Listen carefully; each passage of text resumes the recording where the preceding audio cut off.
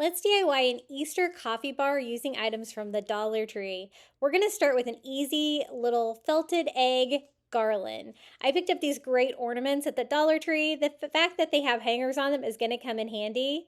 I'm going to use some twine and just string these on. This DIY could not be any easier. I hung this on one shelf above my coffee bar along with some of my Ray Dunn mug collection. And I also have lots more Easter DIYs for this coffee bar, but this is how this one looks first on my bottom shelf of my coffee bar.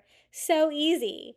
For the next DIY, I picked up one of these little wooden Easter signs from the Dollar Tree with the wood bead on there. It's so cute.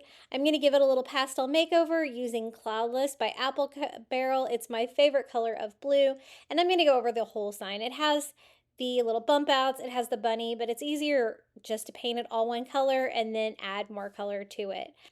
I want to make this a standing sign to go on one of my coffee bar shelves, so I'm going to use one of those little metal signs from the Dollar Tree. Those make great stands for easy DIYs.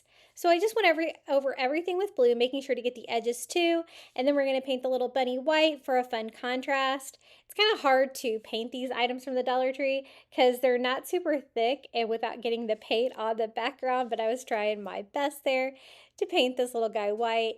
And if there is a little distressing here and there, I guess I'm okay with that, but I tried to touch it up. And then I'm going to distress all of the white beads just by dragging some white paint over them to really provide a little bit more detail without having to actually hand paint each one of those.